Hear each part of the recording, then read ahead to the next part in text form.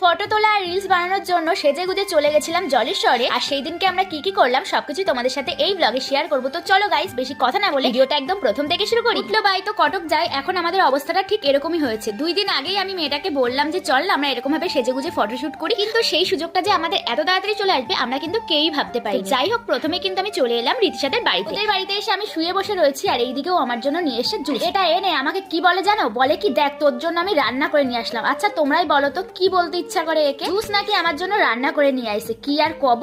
যাই হোক, তারপরে দেখো ফল মিষ্টি দই সব কিছু কেটে নিয়ে আসে। এত কিছু কি একসাথে খাওয়া যায় তোমরাই বলো তো। সারা দুপুরটায় ওদের বাড়ি কাটিয়েছি আর সেই গল্প দেয়া দিছি, গর্ব বলো। তারপরে 1 ঘন্টা ধরে রেডি হয়ে এই বিকেল বেলা আমরা এখন যাচ্ছি জলেশ্বরে। আগান টাগান দিয়ে আমরা কিন্তু এখন রাস্তায় চলে এসেছি আর রাস্তায় আসার সাথে সাথেই কিন্তু আমরা টোটো পেয়ে গেছিলাম। তারপর টোটো করে যখন আমরা জলেশ্বরের দিকে যাচ্ছিলাম, তারপরে সারা রাস্তার লোকজন ভাবছিল এই মেয়ে দুটো এখন কোথায় যাচ্ছে এরকম সেজে গুজে, কারণ এখন তো কোনো অকেশন নেই যে এরকম শাড়ি পরে আসবে। আর সত্যি কথা বলতে কোনো অকেশন ছাড়া শাড়ি পরলে কিন্তু আমারও খুব লজ্জা লাগে। তারপরে এখন যা গরম পড়েছে, এই গরমের মধ্যে এরকম সেজে গুজে বেরোনো যে কি ডিফিকাল্ট কি আর বলবো। তবুও ওই যে মেয়েদের ফটো ভিডিওর জন্য মেয়েরা সবকিছু করতে পারে। আমরা আসার সাথে সাথে কিন্তু আমার ভাইরাও চলে এসেছিল আর ভাই কিন্তু আমার এই সব ভিডিওগুলো শুট করে দিয়েছে। ও গেছিল বলে এই ভিডিওগুলো তোমাদের সাথে শেয়ার করতে পারছি, না হলে না গাইজ এইসব কোনো ভিডিও আর করা হতো না। তার কারণ এত পরিমাণ গরম ছিল যে আমার আর কিছুই ভালো লাগছিল না, মনে হচ্ছিল যে কখন বাড়ি আসবে। তো আমরা সেই ভিডিও ফটো শুট করেছি, সবকিছু তো তোমাদের সাথে আস্তে আস্তে শেয়ার করবো। এইদিকে এই মেয়ের ভাবখান একবার দেখো, ভাবের জ্বালায় আর বাঁচে না। মাঠের মধ্যে ভাব করা শেষ, তাই চলে আসছি এখন পুকুরের পাশে। আর এই সিঁড়িগুলো এত পরিমাণ গরমে বসে থাকা যে কি কষ্টে সেটা শুধু আমরা বসেই বুঝতে পারি। তারপরে এই কুকুরটাটা একবার দেখো, ও নেমেছে জলে স্নান করার জন্য আর পরে আর উঠছে না। জলটা ওর এত আরাম লেগেছিল, পরে আমি ওই জলে হাত দিয়ে দেখি এত পরিমাণ গরম জলের মধ্যে যে ও কিভাবে শুবেছিল কে জানে। তারপর দূর থেকে দেখি কে একজন বুলেটে করে আসছে, তারপরে আমি ভেবেছিলাম হয়তো অনির্বাণ। কাছে আসার পরে দেখি হ্যাঁ যেটা ভেবেছিলাম সেটাই ঠিক। ও আসার সাথে সাথে এখানে আমাদেরকে আশীর্বাদ করে বলছিল যে আমাদের মিলিয়ন ভিউজ, তার জন্য ওকে থ্যাংক ইউ, যেন সত্যি সত্যি হয়।